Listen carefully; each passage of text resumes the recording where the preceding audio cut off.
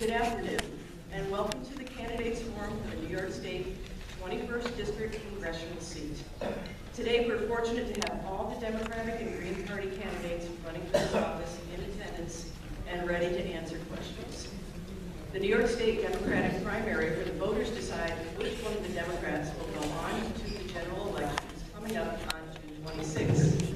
We hope the information you hear today will help you decide who to choose as the best candidate to represent you in the general election in November, and of course in Washington for the next 4 years.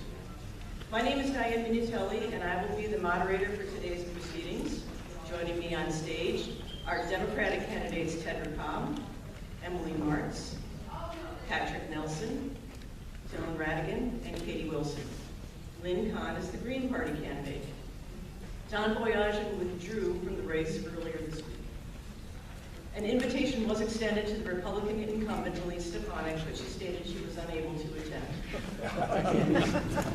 And I want to also remind you to please silence your cell phones if you haven't already.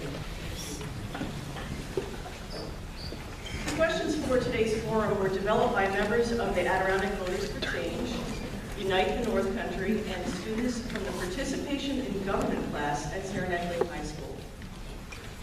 This afternoon's forum will proceed as follows. The candidates will each have 1 minute for an opening statement. Then they will be asked an in-depth question and have 2 minutes to respond. Then, after all the candidates have spoken, they will have 1 minute for rebuttal. A second question will be asked with the same scenario.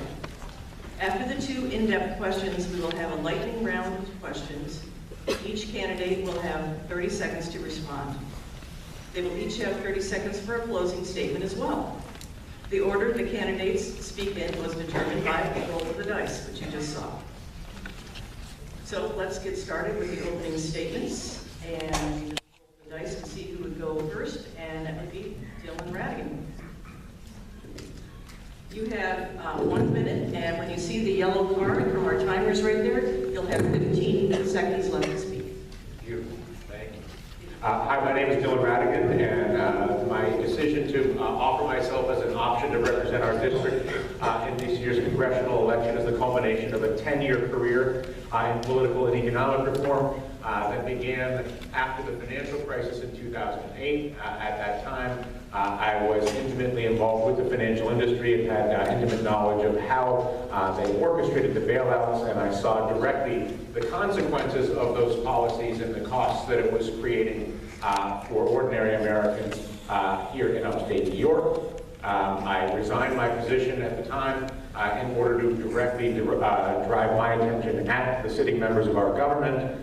In that time, it became very clear to me, both in 3 years at MSNBC and in writing a book, that our government is entirely beholden to their donors and makes policies at the direct expense of the people of this country. That's something that I've been working to reform for the past decade, and as such, I offer myself as your representative today.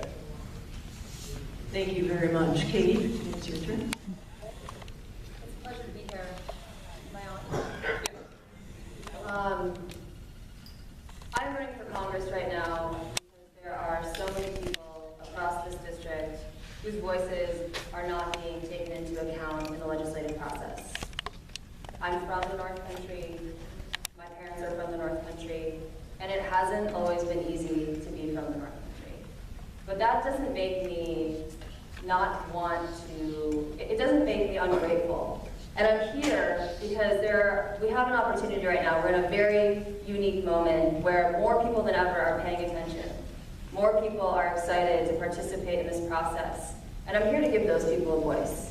Because there's a socioeconomic class of people who are not part of the conversation.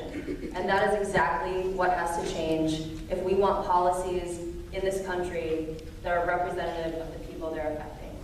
And so I'm here to ask for your vote. I'm here because I am exactly the kind of candidate that Elise Stefanik is terrified of, and exactly the kind of candidate she's never had to run against before. And I'm here to ask for your vote. Thank you. Thank you very much, Katie. Thank you for being here today. I'm Ted Cobb, and I'm running for Congress, where I've made my home. I've built my life here. I've raised my children here. and I've built my business. For the last 30 years, I've worked to improve access to healthcare and education and to promote good business and honest and responsible government. Here we are. Now more than ever, we need representatives who are listening to us and who are working for us. Right now, Congress is doing more harm than it is good. I'm assuming you, like I, wake up every morning and wondering, what will you read in the morning? Today, I'm sure we're going to be talking about that. I look forward to your questions, and I look forward to learning about the issues that are so important to you. Thank you so much. Thank you very much. Go ahead, Lynn. Hi everyone. I'm Dr. Lynn Kahn. I'm the Green Party candidate for Congress in New York District 21. I want to thank the organizers of this event for including a third-party candidate, because usually our voices are not heard. I was born in the Bronx. My parents and my mother's two sisters and my father's brother all grew up in the same orphanage, one of New York City's orphan asylums. So I get poverty, hard to start with less than the child of two orphans. I get poverty, I get being poor, not knowing you're poor, I get not understanding at all how the world works, and being driven, I believe, my whole life to figure out how people work, how institutions work, how do we change government, how do we build peace, how do we stop war. My degree is in clinical psychology. I worked as an organizational psychologist inside government for 32 years. So I'm going to focus on how do we drive solutions to complex problems. Thank you very much. Emily. I'm Emily Martz. Thank you very much for putting this together, and thank you all for coming, because this is a race about our core American principles. We the people to create justice for all. Everyone should have a chance to realize their full potential and purpose.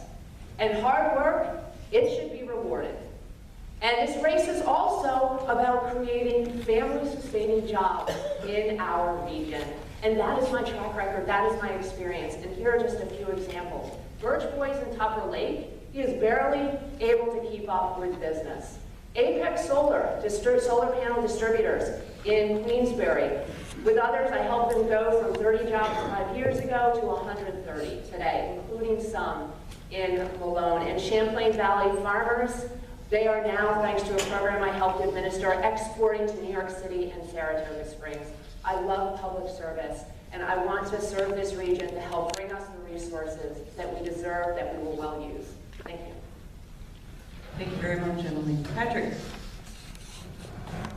Good afternoon, everyone. My name is Patrick Nelson, and I'm running for the United States House of Representatives because we have some tremendously important decisions that we have to make in the coming decades. We must get off fossil fuels as quickly as humanly possible and rise to the challenge of climate change. We must guarantee health care to all Americans as a right, and we must transition our economy away from one of rabid individualism and screw you, I got mine economics to something that works for everyone. And I believe that we are going to make the right decisions because, as Winston Churchill once famously quipped, you can always trust the American people to do the right thing once they've exhausted all other options. And based on what we see in Washington, D.C., we are rapidly exhausting all other options. So I am so excited for the work that we get to do. We are going to transform our energy system with the largest public works project in the history of this country. We are going to pass Medicare for all, and we are going to transition our economy. And a big reason why I believe that we're going to do that is seeing all of your faces here today, participating in the political process. Thank you for being here, and I welcome the conversation. Thank you very much, everybody, for your opening statements. Now we're going to have the two in-depth questions. We'll start with the first question. You'll have 2 minutes to respond, and then you'll have another minute after everybody has responded to make any other comments that you have. So our first question is, Americans throughout our country, and the 21st District in particular, are in fear of not having or losing their health care. What is your roadmap for securing affordable health care for everyone in the 21st District? You have 2 minutes to respond and 15 seconds left to speak when you see the yellow card. And we are going to start with Patrick. So I'm going to push back on the question a little bit, because I don't believe the goal should be, in the way you say, affordable health care, because that still presumes that health care should be a product that you purchase with your own money rather than a right that you have as a citizen. I believe we need to move to a full Medicare for all system by which every American has health care as a right of their citizenship. No more applying for new health care plans every year. No more worrying about qualifying based upon your income level to see what's going to happen, that you get caught in a benefits cliff. So I support two pieces of legislation that we need to take the best parts of both of them. That's H.R. 676, that's Keith Ellison's Medicare for All bill in the House. That's S. 1804, that is the Sanders, Gillibrand, Cory Booker, Kamala Harris bill that is in the Senate. The things we need to borrow from both of those bills. The transition part from S. 1804, which is a 4-year transition period, that we lower the Medicare eligibility by 10 years every year for 4 years, and we create an immediate public option on the exchange. So that at the end of that 4-year transition, which I personally think maybe needed to be extended to 6 years or to 8 years, you have 85 to 90% of the country already involved in the Medicare system, and we only have to worry about rolling over the remaining 10%. From H.R. 676, the thing that we need to borrow, two things. Including long-term care in the Medicare for All package to ensure that when folks go into a nursing home or need home health aides, that is provided for them. We also need to borrow the just transition for healthcare workers from the House bill that provides a generous severance package to anyone who loses their job in the transition and ensures that those that are currently working in healthcare administration have the best opportunity to be getting the jobs in the Medicare for All system. We're going to sell this to people because it is fiscally responsible health care. We're spending twice as much per capita on our health care and are no healthier for it. We are already 4th highest in the country, or 4th highest in the world in taxpayer spending on health care. It's time for Congress to be responsible with our taxpayer health care dollar. Thank you. Thank you very much, Dylan?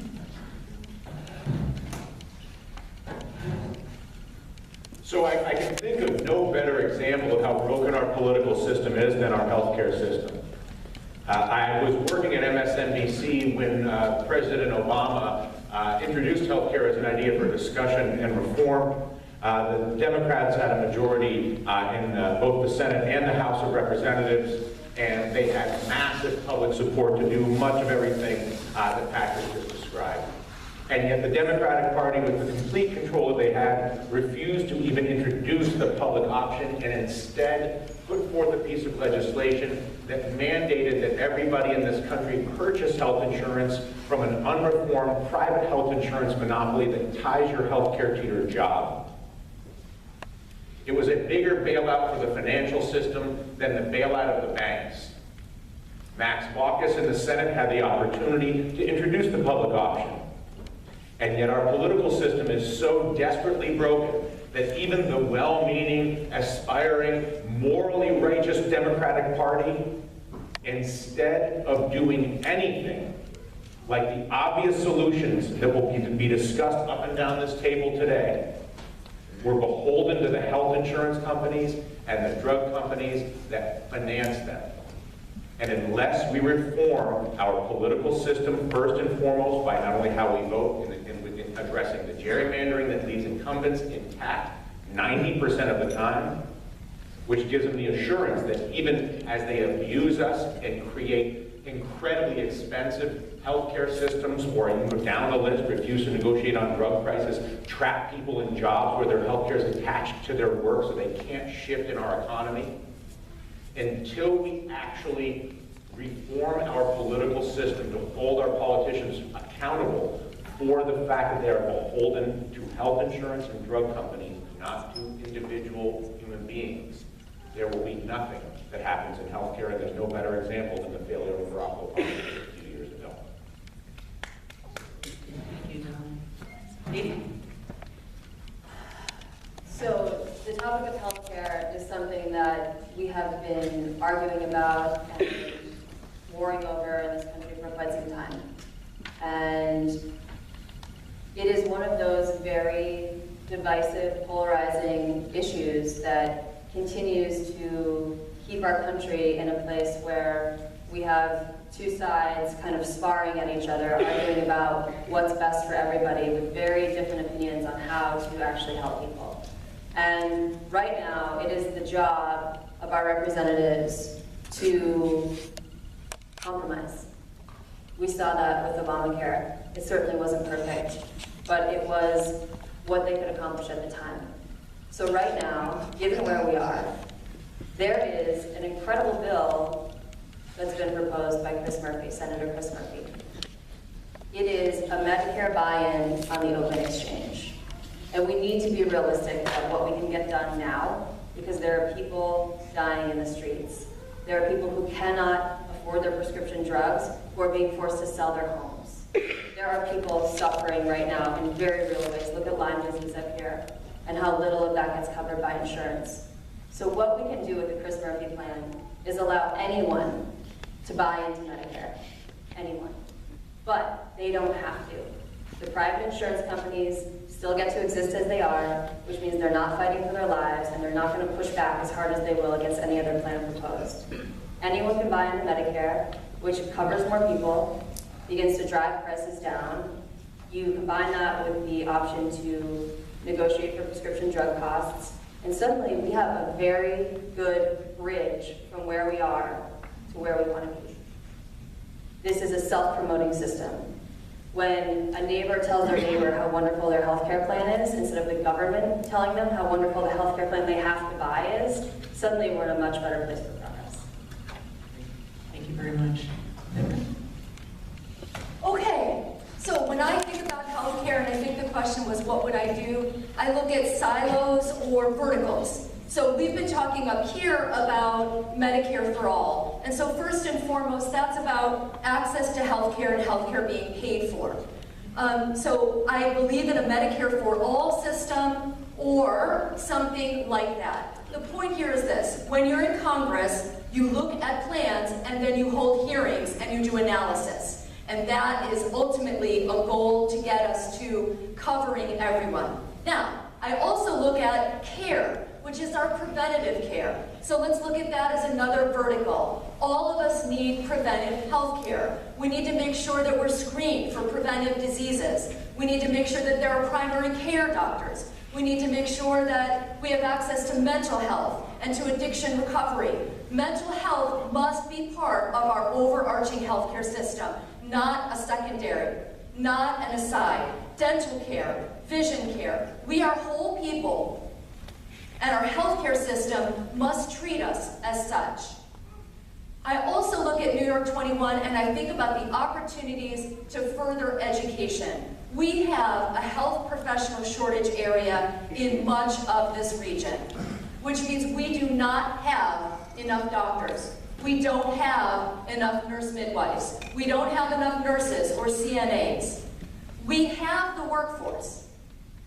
We have the opportunities to train them. We need to use those opportunities and invest. And when I'm talking about investment, another plan is to look at our infrastructure. We cannot do telemedicine here, which is sorely needed because we don't have the infrastructure. And so we need to invest in that. And last but not least, we need prescription drug reform. We need to hold prescription drug companies accountable for the opioid epidemic, and we need to make sure that everyone has access to the prescription drugs that they need. Thank you. Thank you. Lynn? So, my degree is in clinical psychology. My area of expertise is group dynamics, but instead of doing family therapy or group therapy, I went into government agencies to fix the agency and deal with dysfunctional teams, and discovered it's a really big problem because our government departments and agencies are really dysfunctional and wasteful. I started doing strategic planning, bringing people together. In the beginning, it was to bring together 7 different agencies, all the stakeholders that are responsible for modernizing our airspace system.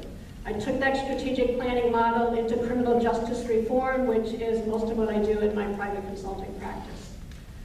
So when I hear this question, it's a great question, and the key word is roadmap.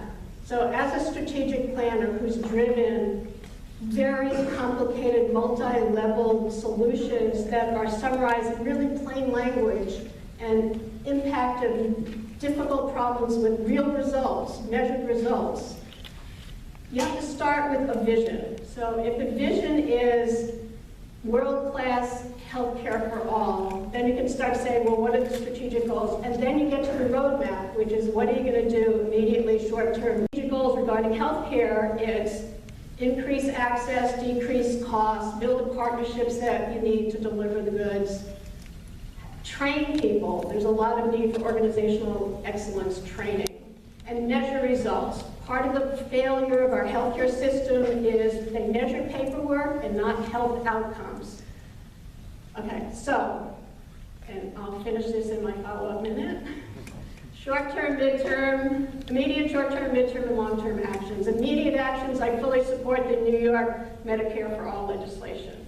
I wonder why Democrats didn't run someone against the one Republican Senate member who has been standing in the way of Medicare for All in New York. And I'll finish in my next minute. Thank you, Lynn. Thank you. The way I see it, healthcare is a public good. And just like with education, if one person lacks it, then we all pay the price. And that is a moral and it's an economic truth. When I was the deputy director at NYC, I was also in charge of finding our health plan every year. And so I saw firsthand the options, all the options to choose from. Premiums were going up and the quality of the plan were going down. And so I do support a Medicare for All program. And I support any combination of what Senator Gillibrand and all the others have put together. A graduated system where we pay into it, also covering mental illness, also covering nursing home care, dental, preventive medicine, and what we also need to be doing at the same time is making sure the quality of care rises. And one example I'll give you is that we need to do more to decrease the maternal mortality rates in our country, which are the worst in the industrialized nations. But the question is about roadmap. And we can lay out very systematized ways of getting there, everyone getting a chance to buy in first, but the reality is we have to have the public will and the electoral will to get there. And I would imagine that everyone in this room shares the idea of some sort of Medicare for All system, something like that eventually. But the reality is there are a lot of other people outside this room who don't share that view. And so we need to have someone out there who is partnering with businesses, partnering with community organizations, and other groups to help spread this message. And in my 30-second follow-up, I will share with you a story that illustrates how I know firsthand that that is possible. The message is Medicare for works. It's good for all of us. It costs less, and it gets us better care. Thank you. Now it's time for the 1-minute rebuttal, additional comments, and I'll start again with you, Patrick. So I would disagree that this is a divisive or polarizing issue. The majority of the American people are on board with the Medicare for All system. And if we have candidates and members of Congress that will be bold advocates, we will push what is just over 50% into a supermajority. I think it's a little bit naive to expect that the insurance companies are going to go along willingly. They fought tooth and nail in 2008 and 2009 to prevent the public option, and they'll do it again. Because the public option will outcompete any product that they can put forward, because Medicare is a 2% overhead and they have a 20% overhead, and they cannot compete. One of the ways in which they fight is through their corporate political action committees, including the $200,000 that Elise Stefanik has taken from healthcare PACs. So Dylan, you're right.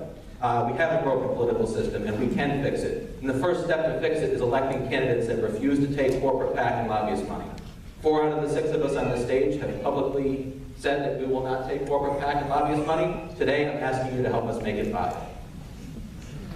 Thank you very much. Go ahead, Dylan. Interestingly, I'm the only person standing here who is not taking corporate PAC or lobbyist money, Patrick, so it's odd to me that you brought that up. But I appreciate that you did so. Well, then talk to Pete DeMola, because I know you took some PAC money. Anyway, I am the only person here who is both endorsed by unions. I'm also the only person here who hasn't taken PAC money. I think Justice Democrats is a PAC. You should look up the definition. They're a PAC. I know they're a PAC. Anyway, the Democratic Party has proven themselves beholden to the health insurance and drug companies. The political system has been completely corrupted at a level that you cannot comprehend. I spent years of my life in Washington, D.C. with our sitting politicians. You are kidding yourselves if you believe that simply sending somebody who believes what you believe will solve your problems. You need to send someone to Washington, D.C. with a history of actually standing up to our politicians for what is right. And my history will show that very clearly. Thank you, Dylan. Katie? These forums are always so entertaining, even as a candidate, because we agree on so much.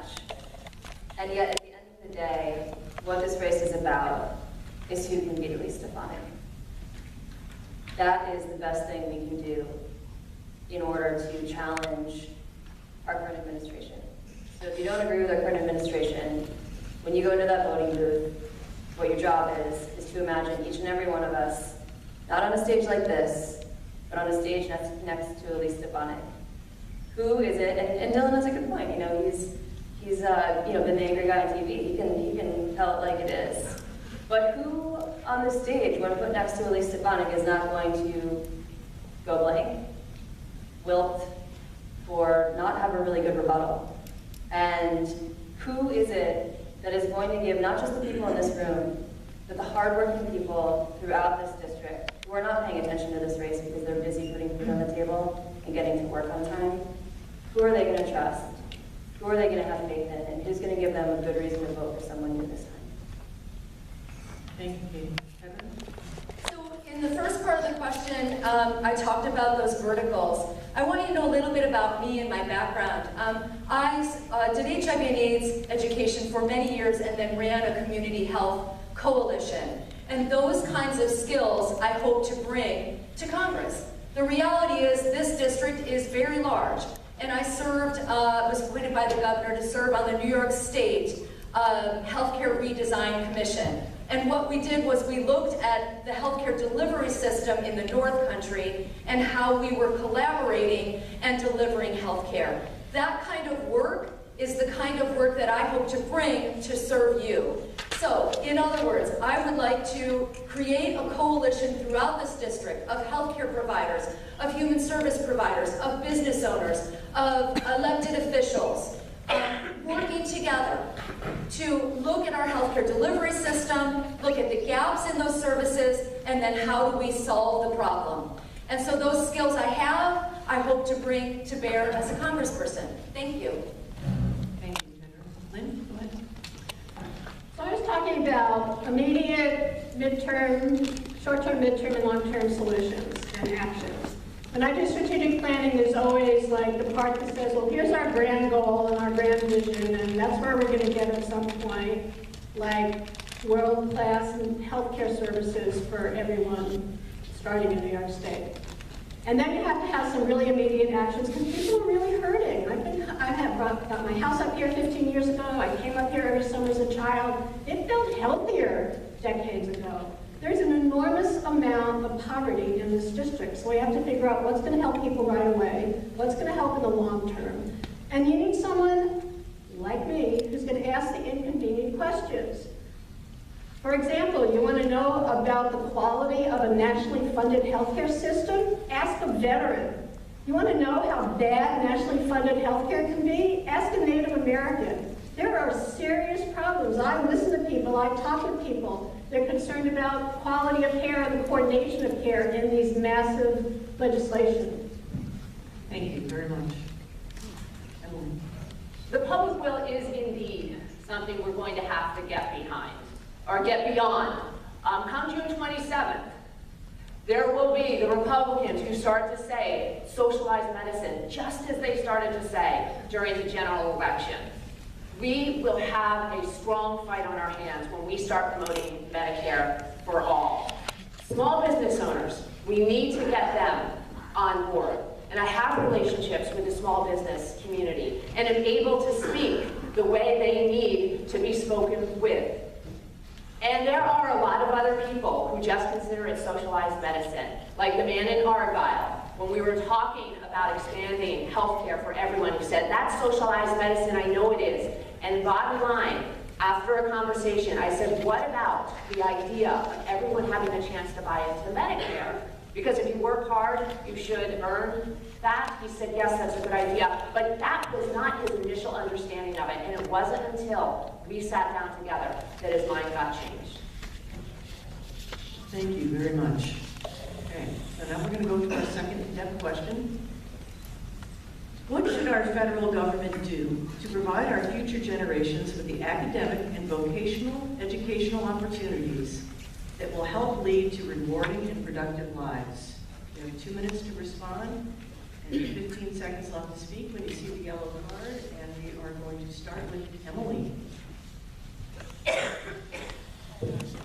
The number one thing that our federal government and our state government can do is to invest. Funding education is an investment in our future. It's the number one thing that we can do. And I know from having been a professor at Paul Smith College that when it comes to higher education, there are a lot of people in traditional four-year schools who would be happier if they were in a vocational program.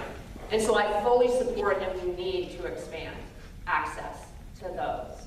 But I'd like to focus on pre-K through secondary education, because if that's not taken care of, nothing else is going to matter. In Congress, we need to be pushing back against the GOP, Betsy DeVos, and Trump's choosing to defund the Department of Education by a significant amount. They're doubling down on that right now in Congress for the next budget. I propose we focus on programs such as the Community School Program, which some of you may be familiar with. It's a program to help create partnerships between the school, the community, social services organizations, so that the schools can be a full-service place to meet students' needs, particularly low-income needs in an area like ours. That's going to cost money. And we have it. If we close just one of these tax loopholes, we'll have the money. There's the carried interest loophole that is basically allowing private investment fund managers to take capital gains payments on what is really their salary. And if we were to close that one, by all estimates, we would have between $10 and $12 million to invest in $1 billion, to invest in a program like this. That to me is worth it. So I'm advocating for investing in education. Thank you, Emily. Lynn, you are next. So I Sorry, want to clear up some Patrick. misinformation. Excuse me, Oh, it's sorry. Lynn's turn. Going in reverse order. Oh, we didn't. Okay, sorry about that. All right, so the question was about future generations. I think it also relates to current generations and all generations. So I believe in lifelong learning. I certainly believe that from pre-K through university, there should be free educational options for everybody. The whole idea, I also believe in learning a skill or a trade in high school, and if you missed it in high school, then afterwards. There are great best practices around the country. Iowa, for example, every community college in the state has a partnership with local high schools and local businesses to create certificate programs that lead to real jobs. So there are all kinds of best practices out there and all kinds of ways that we can solve this problem. I appreciate some of the tax loopholes and rip-offs that Emily has started talking about. There is an enormous amount of waste in government, enormous. My estimate was $1 trillion a year. It's programs that have no results. It's programs that buy stupid things. It's programs that buy important things in stupid ways. It's the unbelievably overblown budget of the U.S. military. There are so many ways to cut waste and cut programs that have no results. There was an audit that said 24% of all federal programs had no results. Nothing. So those are the programs that I would demand money get returned back to communities. Take the waste out of bureaucracies, invest those savings in our communities. Do not be fooled. There's tons of money out there, whether it's from tax loopholes or cutting waste. The money is there to invest in our communities. I think I'll leave it at that. Okay, thank you. Tendra? Okay, so like the first question, I'm going to answer this question similarly. When I think of education, I look at where we start. We need to start before school, and we need to fully fund Head Start. We know that children's outcomes when they start school earlier and when they have support. So fully funding Head Start and universal pre-K. The other thing I want to tie us to is thinking about children who have Head Start and universal pre-K. Their parents are able to work. So when we're talking about lifting people out of poverty, it's not just about education, it's about access to jobs and being able to be in the workforce. So we need to make that connection. So we're looking at early childhood education. When I think about fully funding education, I look at the gutting of the Individuals with Disabilities Act, which is being gutted now. So we need to make sure that all students, whether they're our best and brightest, or whether they're our best and have some struggles, the best is the word here. We need to equally fund every one of our students and make sure that they have access to education. And finally, I want to talk about how do we get high schoolers into the appropriate or to try to figure out their career. And one of the ways to do that is to partner with businesses, to partner with all of the universities we have. My son hated college. He graduated a year early. Why? Because he went in with college credits. He was able to do that. So I want to make sure that we are partnering with our universities and bringing those opportunities into schools. Thank you. Oh, do I have 15 seconds? And last, I'm going to say, my mother went to college at 40. And on my next response, I'll talk about that. Katie. So education, of course, is a very complicated and vast issue, but because the question is about vocational training specifically, and because I truly believe that this is one of the most important issues we can address right now in our country, and especially in year 21, I'm going to speak specifically to that. Right now, what we have is a mindset, and it was a noble goal, college for every student, but that one-size-fits-all model simply doesn't work. It's never worked. We're all very different, and in an economy, especially like ours, what we need to do is allow people to shine in the areas that they naturally shine in. And we need to start with that vocational training, bringing trades, bringing shop back into our high schools. Because that college path is just not going to work for everybody. It's not affordable. If we had a system in which it was and we could all afford and had the luxury of a wonderful liberal arts education, I am all for that. But it's not realistic right now. And we have some very good systems. We have CV Tech, we have BOCES. The problem is they need rebranding. They need to be refreshed. Because people, children, young people that grew up with me in our local schools looked at the kids who went to BOCES as other, as different, as some kind of special needs student, and that's just not the case. But marketing is where we solve that problem.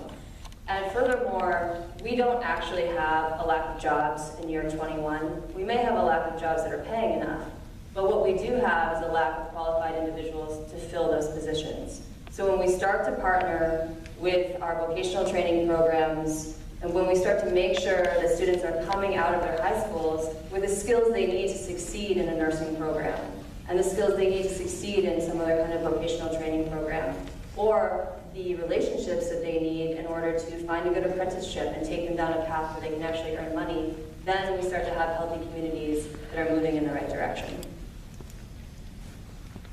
Thank you. Dylan?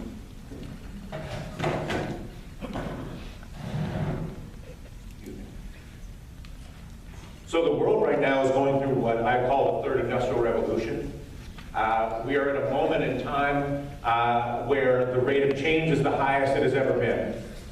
We're at a moment in time where we are shifting from giant centralized fossil fuel-based systems that have gotten us where we are today, thanks to Dwight Eisenhower and an infrastructure bank that created the country we now live in.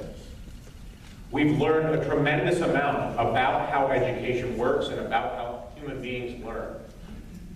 We know that human beings learn significantly more when they are enrolled in actually solving a problem. One of the reasons when I left MSNBC and started my business, Helical, what we did was we put these solar-powered hydroponic greenhouses inside of school systems because we knew that part of the shift into distributed grid systems that allow a resilient, adaptable environment is only possible if we are enrolling our students in their understanding and ability to help facilitate the transition that we are going through. As we move to a distributed renewable grid, as we move to a distributed farming network, as we move to an adaptable, resilient system, the only way that we get there is by understanding not only where we're going, but how we are going to teach the people in our lives how to do these things. It's not simply about understanding how to install a solar panel or how to operate a hydroponic system. It's about understanding how to deal with the calculations of science, technology, engineering, and math that are necessary at a time when the world is changing faster than ever. There is no barrier to doing any of this other than the decision to do it and to fund the teachers that make it happen and support the teachers' unions that support the teachers that make that happen. Thank you. Patrick. Second try. One of the most important things that we have to deal with when we're reforming our education system, and we have to do this in partnership between the federal government and state and local governments, is we need to untie funding of public education from property taxes. Because right now, the communities with the nicest homes get the best schools. And instead of education being the great equalizer, it's perpetuating income and wealth inequality as those who are at the higher end of the economic ladder are able to obtain a better education. So we have to make that shift. We have to change the definition of higher education that deals with the rebranding that Katie was talking about. It's not just four-year college, it's two-year, it's trade schools, it's vocational training, it's apprenticeships, all of that. Anything that is post-secondary, we should be referring to as higher education. And with that said, throughout our history, on a number of occasions, we have extended the definition of what public education is. As the economy has demanded greater skill from workers, we went from 8th grade in public education to 12th grade. And now it is time to do that again. Some post-secondary education is becoming necessary in the modern economy. So we need to have higher education as a right. And that means tuition-free public schools, tuition-free two-year schools, and funding tuition-free trade schools so that people can get the education they need without being saddled with $1.5 trillion of student debt that is holding back our economic growth and holding back the prospects of an entire generation. So we also have to deal with private schools. So having tuition-free public schools will put downward pressure on private schools, but we need to review the fact that education has gone up many multiples of inflation, and if schools can't justify the increased cost, they shouldn't be eligible for federal grants and federal loans. And by the way, we need more federal grants and less federal loans so that we can have higher education as a right. Thank you. Thank you, Patrick. Now it's time for 1 minute rebuttal, and Emily, it's up to you again. Well, I agree in part with Mr. Nelson that the property tax model is doing regions like ours a disservice, given the direction of property values, the low income nature. But I do still believe that as we find an alternative way to fund, that tie between our property values or our property taxes and our schools is a direct investment, it's a direct tie, and it indicates a commitment to our schools, which I think is really important to keep. And maybe we'll go all the way, but we need to make sure that there is that direct connection in some way, shape, or form so that we always feel a stake in our schools. And when it comes to the funding of higher education, I am a firm believer that there is a right place to learn for everyone. And that includes those traditional four-year private schools. It also includes the public four-year institutions and the vocational programs. And so as we work to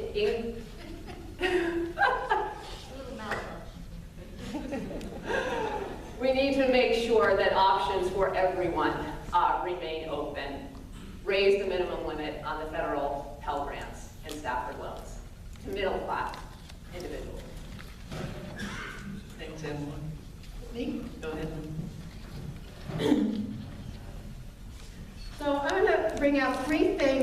important when you try to drive solutions to complex problems, like transforming our education system, or transitioning to a green economy, or dealing with war and peace building in the 21st century. And that's that, as Ted actually described, all of our departments and agencies, all government agencies exist in silos. When we did the transformation of the New York City Department of Probation, 7 years ago, 8 years ago, what we learned is that you have to be very explicit about creating those cross-agency, cross-partner structures that allow, for example, citizen input into public policy. So there are ways to put structures in place that make sure that all these partnerships that we're all talking about are communicating with each other, coordinating actions, coordinating budgets, which is really hard, and coordinating the measures for what the results are that we're seeking. Thank you very much, Heather.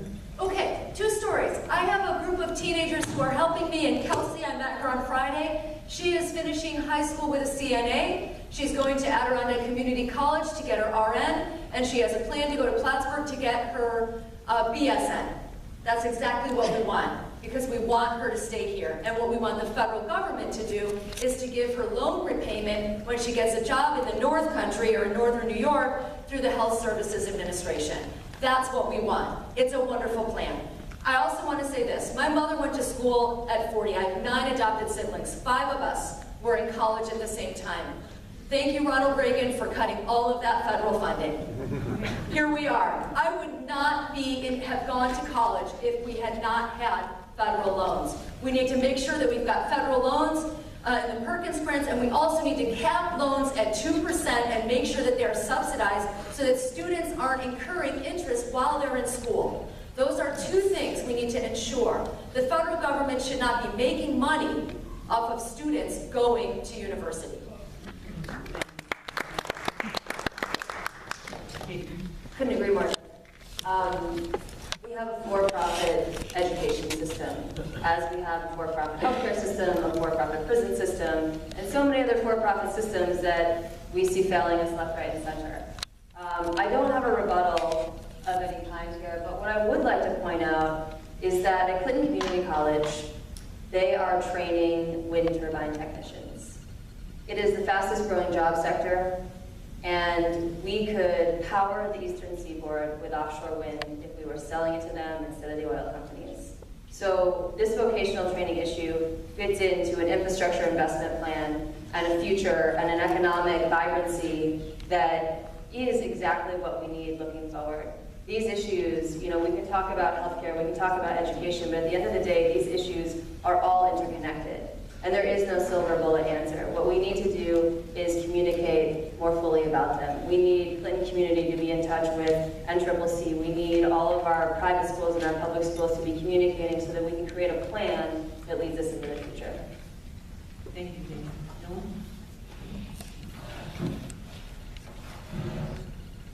So the profits from our for-profit educational systems are used to finance politicians to ensure policies that basically come at the expense of teachers and students. It's yet another fantastic example of how broken our political system is. Basically, if you look at any major sector of our lives or our economy, whether it's teachers and students, doctors and patients go down the line, the human beings tend to be the lowest possible priority, and the profits of the institutions that sit on top of it tend to be the highest priority.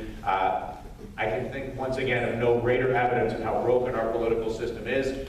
There is absolutely no shortage of solutions to every single problem that we have. There is, however, an inability for the country to come together to necessarily reform the way that we elect our politicians, to reconnect voters to our government in a way that ensures that those solutions actually become part of our political process. That's something that I've studied over the past 10 years, and it's really the primary reason why I put myself out there as an option to represent us in Congress. Thank you, Dylan. Patrick? So I'd like to talk a little bit more about the outstanding student debt in this country, considering $150,000 of it is mine. So we can go beyond a 2% cap. We should be tying the interest rate on student loans to the discount window of the Federal Reserve. The rate that the big banks can borrow at should be the rate at which we invest in our students. Going beyond that, we need to be talking about more than just interest, but we need to be talking about principal forgiveness, because these massive balances that may never be paid off are holding back the American economy. It's houses not being purchased, it's cars not being purchased, it's families being delayed or not being started at all, it's weddings that don't happen because of a generation saddled in student debt based upon bad education policy made by the generation before it. A study came out from the Sanders Institute that said that instead of using $1.5 trillion to give a massive giveaway to the wealthy and powerful, if we had used that to forgive student loans, we actually would have grown the American economy about 1.5% faster than was projected under the tax cut, or rather the tax scam. Thank you very much. Okay, so now we're going to begin our lightning round of questions with 30 seconds for each candidate to respond. Candidates will have 10 seconds left to speak when you see the yellow paddle. So, and we will start in alphabetical order and go cascade through that alphabetical order. So he'll get it when I get going. So just a second, I'll ask the question, then you can stand up. Start with Tedra the first time, and then Lynn, and then we'll start with Emily at the next question. And so if elected, what would you do to spur economic development and jobs within our district? And Tedra, you can start. I'm sorry. Could you repeat the question louder? Sure. If elected, what would you do to spur economic development and jobs within our district? Okay, so we've talked about healthcare and education. I think that, we need to invest in healthcare and education. So we're going to put that to the side. The thing we haven't talked about is infrastructure. I drive now all the time through this region. I cannot work through the Adirondack Park.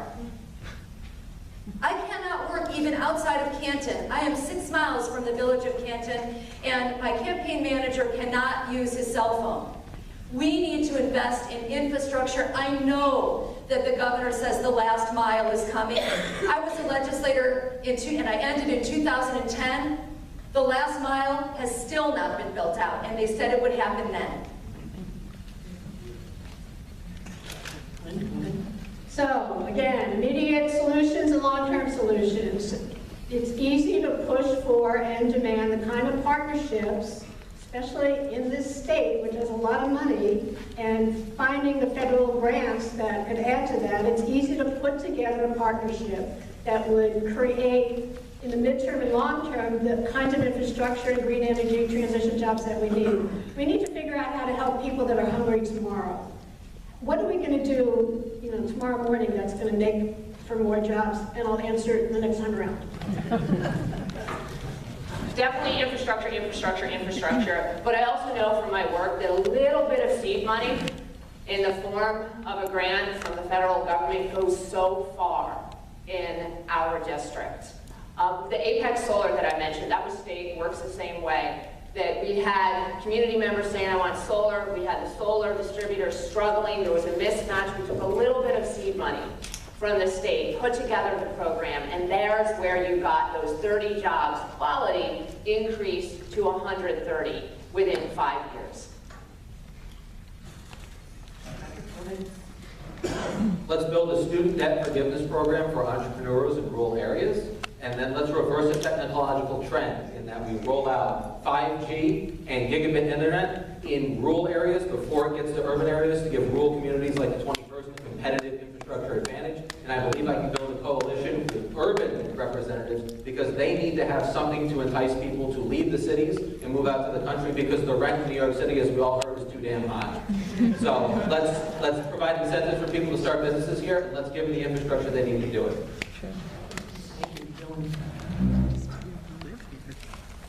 So politicians say a lot of things. They never measure anything. They're never held accountable. The first step would be to create a dashboard of key performance indicators that you can actually measure your representatives against. What's your revenue per cow, your revenue per apple, your revenue per hotel room, your revenue per square foot of commercial real estate. And to that end, I've already begun the process of reaching out to both one of the largest restaurant chains in Canada to do a cheese deal with our dairy farmers, as well as addressing the wireless issue with the board of directors at Google in a recent phone call and set of meetings. Those are the sorts of things that I will continue to do. Thank you. Katie? Cell phone coverage and broadband coverage, healthcare, everyone needs it, everyone needs to be able to afford it. Vocational training investment, making sure that we invest in a civilian conservation corps type job program that takes into account clean energy and rolls out the kind of infrastructure investment that can actually take us into the 21st century. We need to make sure that we also have access to our basic needs. You know, it's transportation, it's childcare. Those are the things that my generation is lacking and is keeping us from investing here and staying here in this community. Thank you. It's time for the next question, and Lynn, it'll be your turn to start. What measures would you propose to try to eliminate future acts of gun violence in our nation's schools? Okay, so the easy answer is ban all guns, but I don't believe in that. I'm a psychologist. I think we have to look deeper. We have to look at the root causes of violence. We have to look at domestic violence, which I think creates some really angry people. I think we have to stop excusing domestic violence and dismissing it as a misdemeanor and call it a felony. We need to look at the medication crisis that is creating young people who are angry and hallucinating. And I'll talk more the next chance we have. Emily? It is easy to say mental illness, and certainly that's a component for some people, but to go down that route too far is to bring us into the danger of anyone with a mental illness being unable to own a gun. The young man in Texas showed no sign. Like everyone up here, I think it would be very sensible to have universal background checks at the federal level. And I honestly don't believe, and I know most gun owners don't believe either, that the military-style weapons really need to be any place but other than in the military.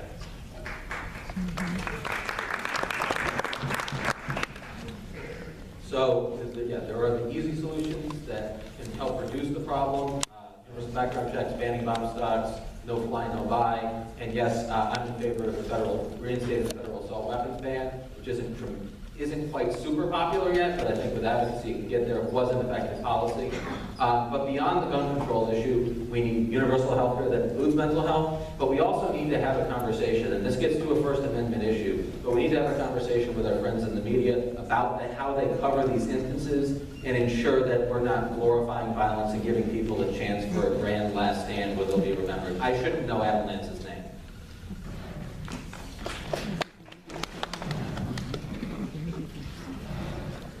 I suspect there'll be mutual agreement up and down the table. All the obvious solutions that are the low-hanging fruit. It's an embarrassment that we haven't done any of them already. I do agree with Patrick that reconsideration, significant reconsideration, or at least the building of the necessary political momentum by supporting the students in this country to reinstate the assault weapons ban is very much in order. And at the same time, the ability to actually create pathways for young men that give them pride and purpose as an alternative to the frustration that gets yielded into this violence is something else. So we do have a culture of violence, and we also have extreme poverty, and they are not mutually exclusive. We have an environment in which children are living in isolation from their parents, from their classmates, from access to health care. And so we really have to look at this culturally right now. There is no silver bullet. I could stand up here and say what a lot of you want to hear, but it's not going to be the one thing that solves the problem. We need universal background checks. The fact that Stefanik co-sponsored the concealed carry reciprocity makes me want to cry. I mean, women move across state lines to be safe. And so that's one thing that I would work immediately to overturn. Do you mind repeating that question? Not at all. What measures would you propose to try to eliminate future acts of gun violence in our nation's schools? Okay, so let's start out with schools. We're talking about arming guards and arming teachers. What I propose is that we have school counselors. We don't care about, this country. We are not investing in counselors in schools. Our schools are our hubs for mental health and food. How many of you have backpack programs in your schools so that kids can eat? We need programs that are addressing trauma, like Bridges Out of Poverty. Now, the what is on my website. We got like 2 seconds. So I want to say there's a whole lot to read, but You know, we need to start making sure that our schools, 30 seconds is very hard. This is an important time to even address it. It's almost disrespectful. I'm sorry, but this is important. Right, please. All these comments are important. Okay, for the next question, Emily will be starting. In the context of the problem of big money in politics and the Citizens United decision, where do your campaign funds come from? The long and the short of it is that my campaign funds come from people and entities that share my values, and that's the way it will always be. The reality is, for this race, up against someone who can easily raise a few $1 million, I will accept money from PACs, as long as they share my values. Once I'm there, you better believe that I will be pushing for some sort of a public finance option for our elections, because it's the people's voice that should be heard, not the voices of the most wealthy. First and foremost, they don't come from any corporate PACs or any lobbyists, and that's why I did receive the endorsement of the Justice Democrats, which is a PAC designed to support people that don't take money from corporate PACs or lobbyists. That is the mission of the organization, because we believe that you cannot reform the campaign finance system by electing people that benefit from a corrupt campaign finance system. We have to fix this in the campaign first, and then send people to Washington that aren't beholden to special interests. We do need to overturn Citizens United, but in the space of time that we have, we need to create the strongest system of public campaign finance in the world, so that nobody has to go begging to the wealthy and powerful for campaign funds.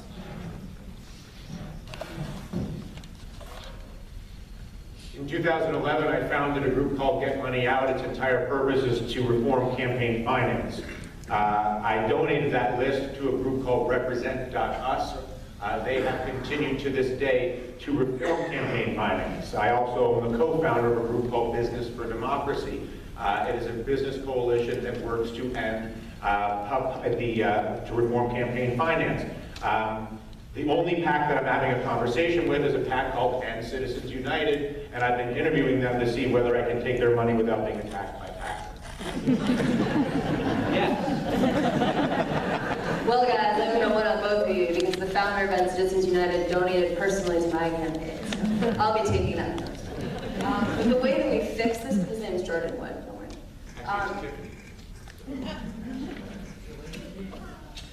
So the way we fix this problem, which is really the important thing, is that we put a cap on how much you can raise per run by level of office. So say you could only raise $500,000 for a congressional race, even if it was just $1 million. What that does is it eliminates the advantage that the incumbent has with their war chest. And it levels the playing field, and it gets to the root of so many of these problems that are underlying everything else we're talking about on the world stage right now. Okay, I went over last time. Your question is, where does my money come from? And the answer is you. The money that I have raised is from people in this district. And so that's a short answer. I will say the Milton Democratic Committee gave me $50, and a colleague who was a former legislator with me, who is no longer a legislator, gave me the rest of his money. And so I got $450 from the committee to elect Charlie House. That's it. You and those. The Green Party accepts no political PAC money, no lobbyist money, and no contributions greater than, I think the limit is $2,700, and I abide by that value system. You all are going to have a difficult decision to make on Election Day. From where I sit and stand, the Democrats and the Republicans are each paid for by lobbyists of some kind of industry. And in general, those industries benefit from war. And that's why we are marching towards a war crisis in this country. Vote green. Okay, our next question. We'll be starting with Patrick for this one. The Trump administration has proposed many policy changes that could greatly affect our environment. Which of these changes most concerns you? Just want to add that our average contribution is only $32. It's hard to say. I think appointing Scott Pruitt as head of the EPA, who is somebody that rather than listen to scientists, has you, the taxpayers, fund a soundproof booth so that he doesn't have to listen to criticism from anybody. That's really disturbing. We're appointing people that won't listen to scientists at all to very important positions to protect our environment. I think signing House Joint Resolution 38 was incredibly disturbing. That allowed coal companies to dump their debris in the streams and the rivers of the United States at a time when we're trying to fix our water systems. Dylan?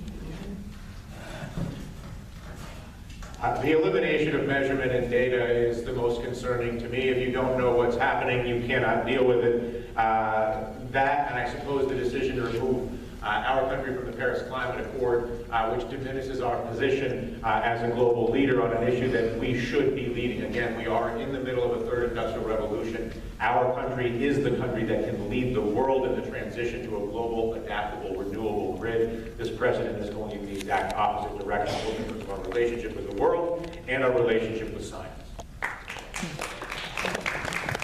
Yeah, I really don't have a lot to add to that one.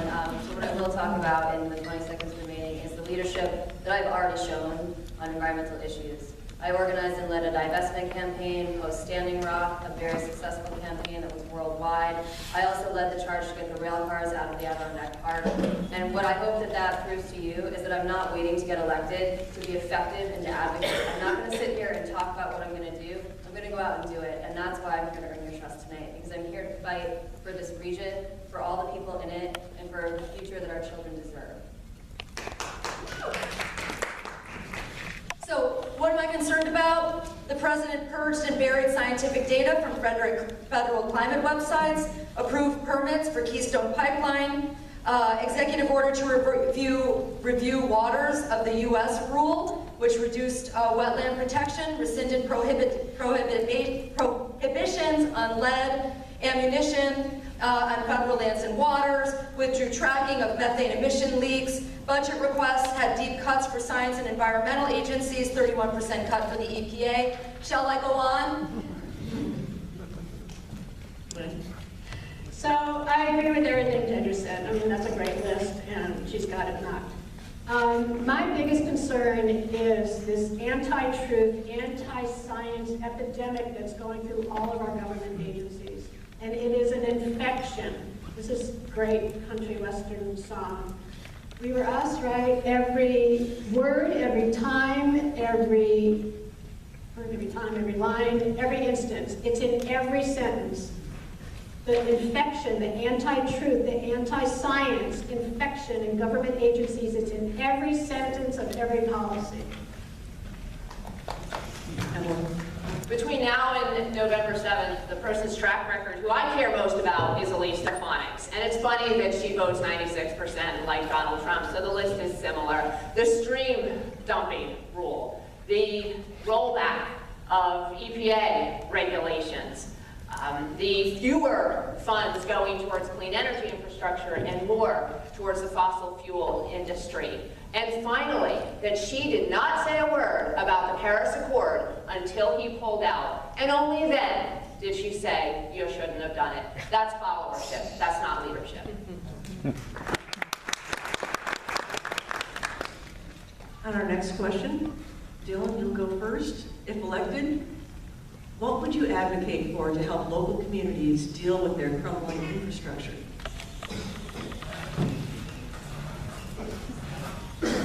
So I've been advocating for a national infrastructure bank over the course of the past 10 years. It is possible to reclassify up to $3 or $4 trillion of what's on the balance sheet of the Federal Reserve and currently held as U.S. Treasuries as preferred stock. It would function exactly as a Treasury bond would function, backed by the full faith and credit of the U.S. government.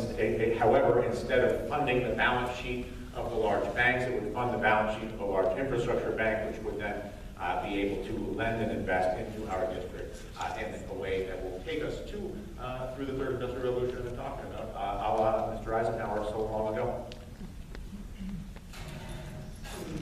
I think that sounds like a great idea. I also think, as I said before, a civilian conservation corps types jobs program that invests directly in our infrastructure in a clean way, it's forward-looking, and also we need to stop trying to incentivize companies like Verizon to come up here and finally finish the job, and we need to penalize them when they don't, because there is not enough of an ROI for them, and they're not going to do it. We need to be strong, we need to stand up, we need real leadership, and we need to tell the companies that it's time for the little guy to actually succeed, and we're not going to be run by big corporations any longer. Thank you. Kevin? I think the important thing is we just passed a tax plan that put us further in debt, $1.5 trillion. The reality is when people get elected, there's people we say they will never undo a tax plan. And the answer to that is I will undo that tax plan. And that debt, that money that we've taken from given to corporations needs to be given to us and to our infrastructure. We need to restructure what we've been doing wrong and giving it to corporations, and we need it here. Well, there are a lot of great ideas. I agree with a lot of them. Infrastructure bank, getting the money out, redirecting it. The piece that I want to add is the importance of local citizen input to all these decisions about economic development and job development. It's really important that you all are part of the conversation, that the people that go into government understand that it has to be a conversation. It has to be customized for what works in Saranac Lake, where you have all kinds of great schools and a great hospital system, isn't going to work in my town of Spruce Lake. So customize, listen to citizen input. Right now, there is in the House and the Senate 2 proposals by the Democratic Party members that would help do exactly this. There are 5 particular parts of the tax code that they have said if we change this, if we either close this loophole or change it back to the way it was, particularly with the corporate tax rates, then we will have $1 trillion to fund some very specific infrastructure planning, including helping with schools rebuilding. I support those plans. Here's one of the reasons why you want to vote for Obama. Medicare for all. And I'll tell you why. In upstate New York and in the North Country, upwards of 3/4 to 80% of local property taxes are going to health care. Through the county apportionment of Medicaid and through municipal employee health care, 75–80% of your property taxes that should be being spent on sewer systems and water systems and your roads and bridges that are going into health care. So if we pass Medicare for All, a national health insurance program, we will free up local property taxes to invest in infrastructure and also cut some of the highest in the country property taxes here in New York. Thank you. For our next question, and Katie, you'll be starting. How would you respond to the proposed domestic gag rule to ban Title X family planning providers from referring women to abortion providers? I mean, the fact that we're still having a conversation about whether or not the government should interfere in the way women take care of themselves is beyond me. We are watching ourselves go backwards right now. And what we need is more information, more access, and to be having a real and honest conversation about all of the options available and what's really going on. I mean, I look at it in my daughter and I think, if no one's willing to have an honest conversation with her about what could happen given the choices she might make, then how is she ever supposed to make an informed decision? It's a much longer conversation, but I'm very opposed. Can you repeat that one? I want to make sure I answer it. How would you respond to the proposed domestic gag rule to ban Title X family planning providers from referring women to abortion providers? And my response is to win. Look at Elise Stefanik's record. We must win the House. We must win the Senate. And we must eventually win the presidency. This chipping away at our health care rights, at women's rights. The reality is this: we all need access to health care. Women, we need it. And Elise Stefanik is the barrier in this district, and we must win this seat.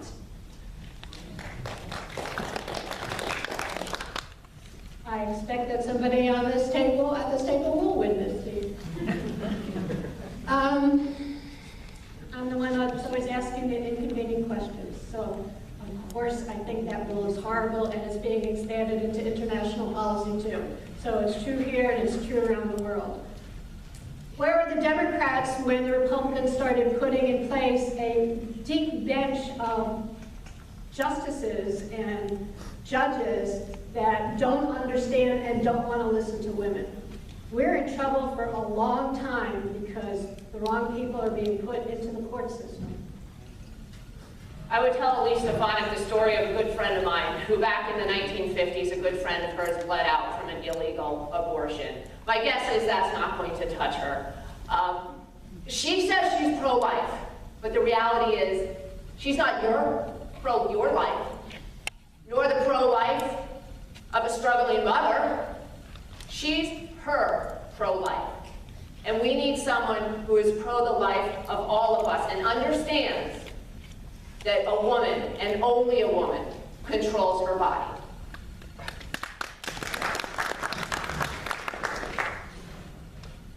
I think it just goes to show how the lack of confidence that the Republican Party has in their own arguments on this issue. If you have confidence in your arguments, you don't pass laws preventing people from providing more information. You make your argument. So if you have to resort to gag rules, it means you're already admitting that you've lost the issue, and they have, and it's time to let the Congress that will protect the woman's right to choose. Right.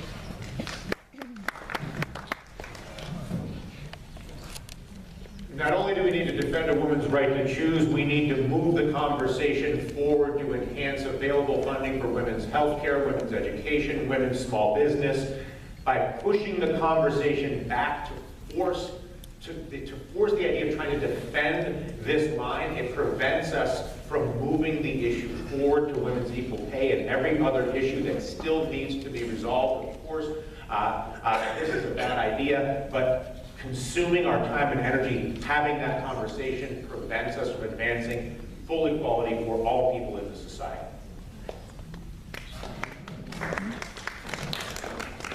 Okay, our next question. American college graduates are drowning in college loan debt. If elected, what actions would you propose to correct this situation? And we're starting with Dana. Well, I think I started it before. Capping a 2% cap on student loans, reinvestment in health service corps so that people can have loan repayment, and also public health service corps so that teachers can have loan repayment. Let me see. I'm thinking of all the things. 30 seconds isn't enough time. The other thing, well, I'm going to leave it at that. Thanks. So I had a child at age 42, he's 29, do the math, and he has college debt.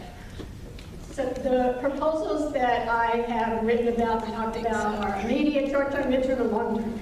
So immediate, why is the federal government making any interest profit at all on student loans? So cut the interest rate to 0.01. That's the first thing. So the government isn't making money off the student debt. Student loans have been packaged and repackaged. We didn't even know the loans done anymore. So we have to figure out tax incentives to help our students deal with debt. The biggest demographic in our country that's being affected is the middle class, because we have the federally subsidized loan, but the income that they're making is too high. So we need to lower the limit so that they too can access these. Plus, the size of the loans need to be different, the size that you can apply for. You shouldn't come out of college with debts that charge more interest than your auto or your first home. As for low repayment, in very specific situations, like someone relocating to a low-income area, we just have to be careful, because if one person doesn't repay the loan, other people are going to have to pick up the debt. So I've addressed this a couple different ways. I'll add one more point. Let's bring back dischargeability of student debt. Why is it that this is the only form of debt that you can't discharge in bankruptcy, and yet it has exceedingly high interest rates? If the interest rate is supposed to be commensurate with the risk, but there's no risk. And let's think about this from a global competitiveness standpoint. We have countries in the world that have tuition-free higher education. Some of them provide stipends to their students to go to school. Our country punishes students with student debt. Play these models forward 20 years, who is going to have the best educated and competitive workforce in a globalized economy? We need to change our policy so it can be us.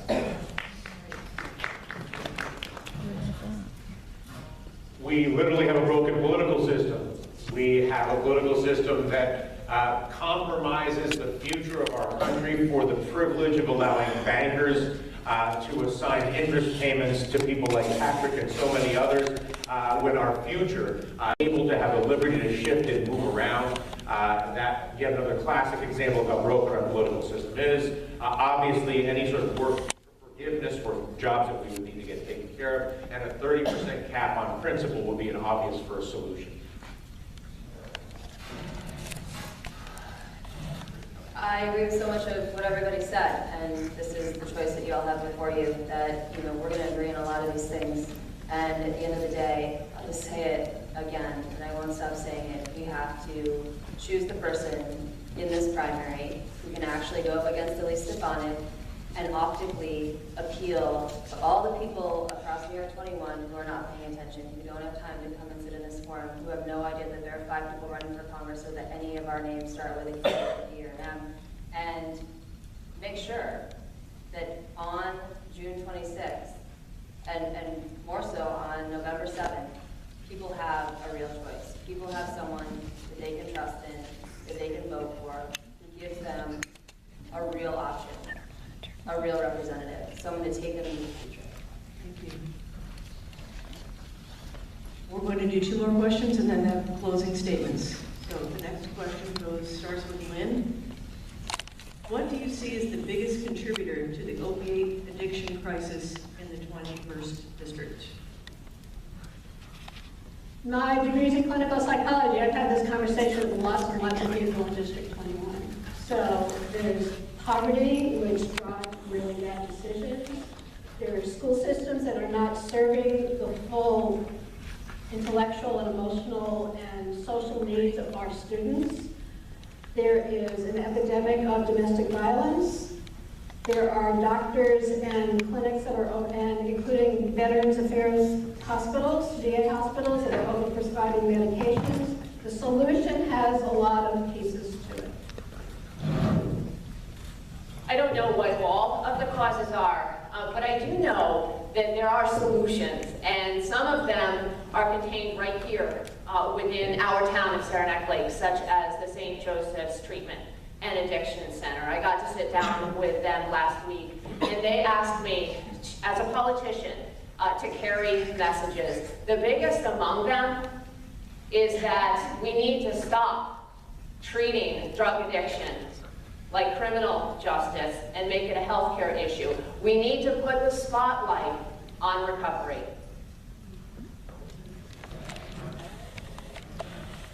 So it's social isolation, it's a lack of economic opportunity, and it is indeed, as Emily said, took the words out of my mouth, the social stigma that is created when we take a class of healthcare patients and label them a criminal. They internalize that label, and it makes the road to recovery harder and longer. It's time to end the war on drugs and move those resources into treatment. Thank you. So when Russia invaded Afghanistan in the 1970s, the immediate consequence was this country was overridden with heroin. America invaded Afghanistan about 17 years ago, and now our country is overridden with heroin. You combine that with a broken political system that empowers pharmaceutical companies to sell pain medicine that is basically high-grade heroin, you end up with a huge problem. There are 1,000 solutions that can be discussed, but they're awfully difficult to deal with. The one thing that I would really put out there is the legalization of marijuana as a way to allow people to migrate away from that addiction to something that at the very least is less life-threatening.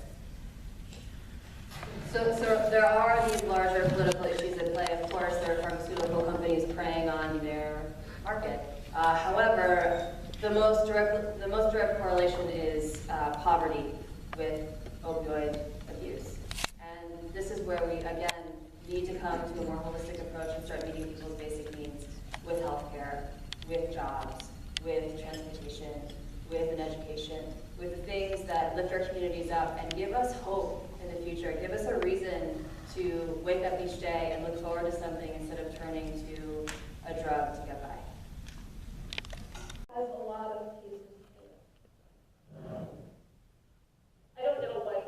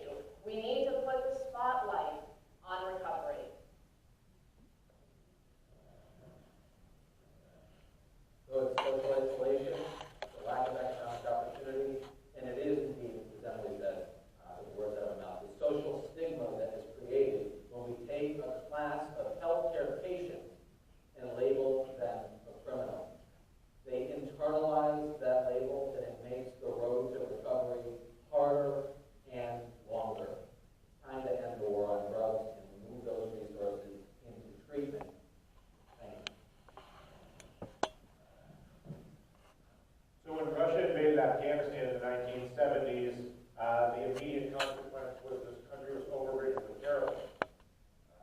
America invaded Afghanistan about 17 years ago, and now our country is overridden with terrorism. You combine that with a broken political system that empowers pharmaceutical companies to sell pain medicine that is basically high-grade heroin, you end up with a huge problem. There are 1,000 solutions that can be discussed, but they're awfully difficult to deal with. The one thing that I would really put out there is a legalization of marijuana as a way to allow people to migrate away from that addiction to something that at the very least is less life-threatening. So there are these larger political issues at play. Of course, there are pharmaceutical companies preying on their market. However, the most direct correlation is poverty with opioid abuse. And this is where we, again, need to come to a more holistic approach and start meeting people's basic needs with healthcare, with jobs, with transportation, with education, with the things that lift our communities up and give us hope in the future, give us a reason to wake up each day and look forward to something instead of turning to a drug to get by. So we talked about poverty, and it's about poverty, it's about lack of access to health care, it's about lack of access to mental health. So we did with the tobacco industry, we need to hold them accountable and get health care for all of us. Thank you. One more question. We'll be starting with Emily. Our immigration system is clearly broken and in need of comprehensive reform. What changes to the system would you advocate for in relation to the 21st district?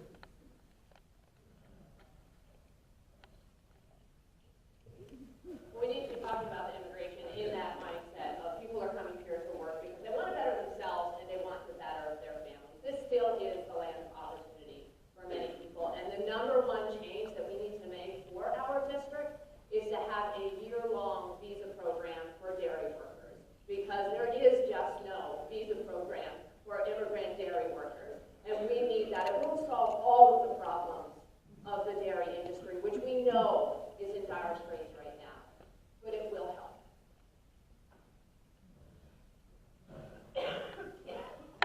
We need to pass DACA and stop using it as a political football. We're dealing with 800,000 people that are Americans in every way except on paper, and those of us that want to be in the lawmaking business are empowered to fix the on-paper part. And we also need to make it easier for working people to come to this country. When my most recent American ancestor came to this country in the turn of the 20th century, he came at a time when coming legally meant showing up at Ellis Island and not having syphilis.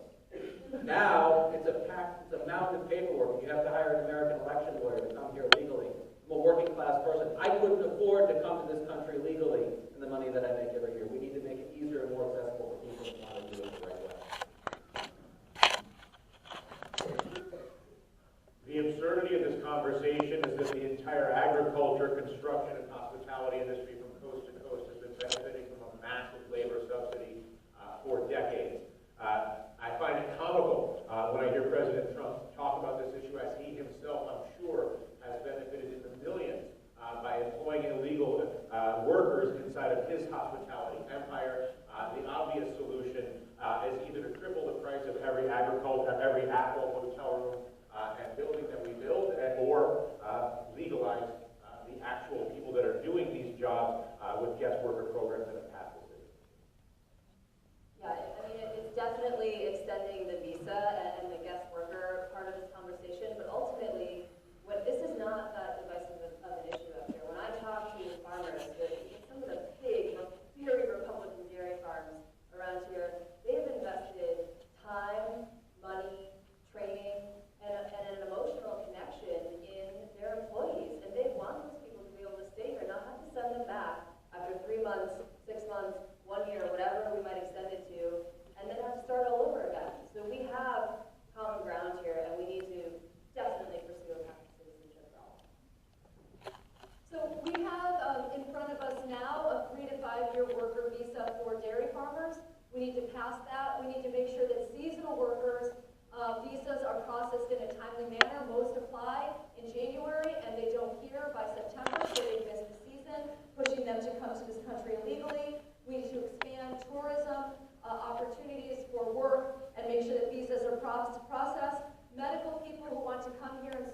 communities. Again, it's a visa process. We need to do that. And finally, DACA and temporary protected status. We need to give people a path to citizenship who have been living in this country and paying taxes and participating in this country.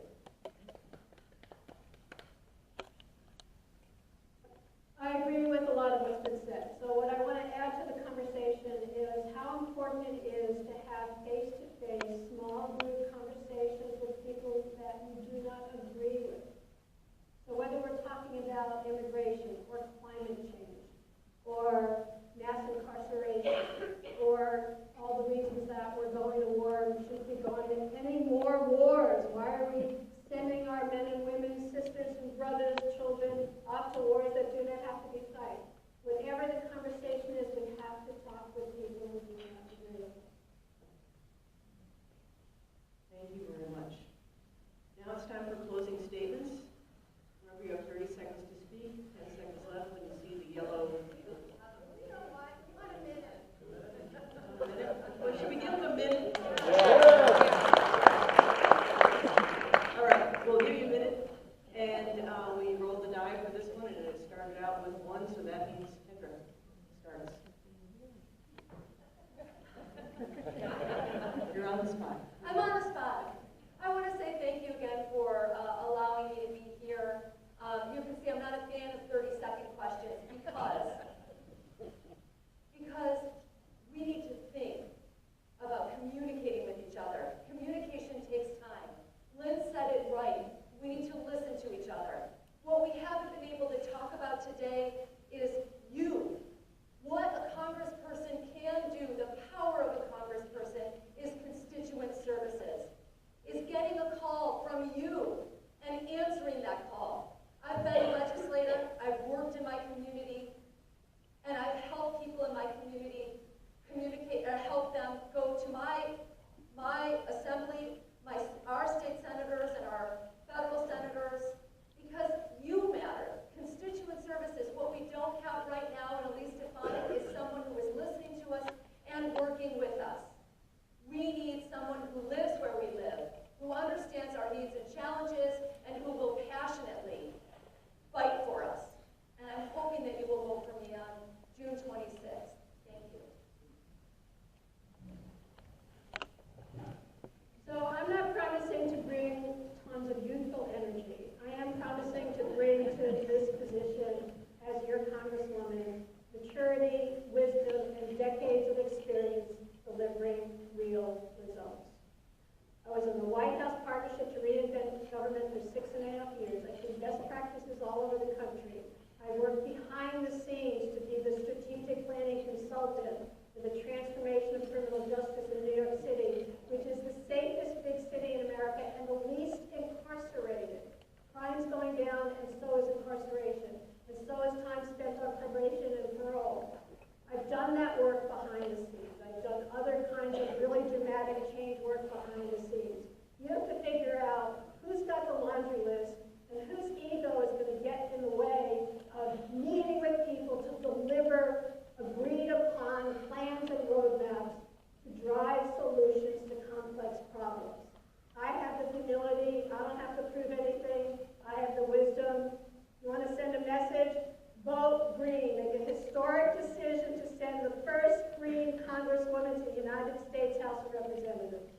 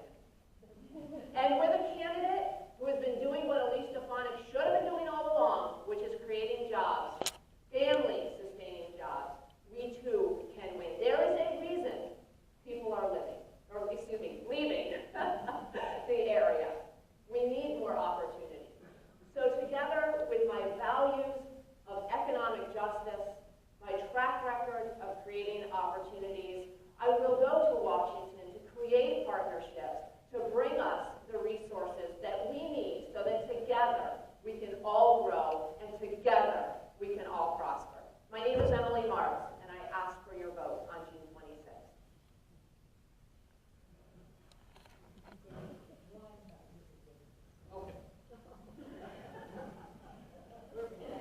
My friends, thank you for being here and participating in the democratic process. I've been an organizer and activist in this district going back almost 4 years now, and one of the things I find disheartening is that people have been taught to expect less from what it is we can accomplish together. It was more than 50 years ago, we built the interstate highway system, the largest infrastructure project in the country's history. More than 50 years ago, we guaranteed health care to all of our seniors as a right. More than 50 years ago, a president of the United States stood on a field at Rice University and declared that we would go to the moon. And we did. I ask of you to broaden your expectations and broaden your vision of what it is that is possible that we can accomplish together. Because we can. We can live longer, we can live healthier lives, we can grow an economy in this region that dwarfs anything that we have ever seen in the past, if we but set down our blinders and expect more and expect better from those that we elect to serve us. My name is Patrick Nelson, and I humbly ask for your support on June 26th for the House of Representatives. Thank you.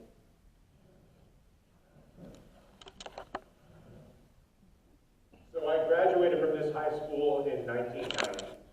I don't remember an auditorium this nice at that time. I was raised in this town by a single mother. And that woman taught me that if I could dream it, I could have it. She encouraged me to follow my dreams. And I did, and many of them came true. And when I found myself at 35 years old hosting what at the time was the most widely watched financial program in the country, and I saw the corruption in our financial system that was destroying the opportunities for children like myself from this town coming to this high school, I made the decision to abandon the security of the position that I had achieved for myself in order to begin taking action to fight for other children like myself from this town and this high school. I've spent the past decade taking those actions, whether it's creating political organizations, establishing farming systems,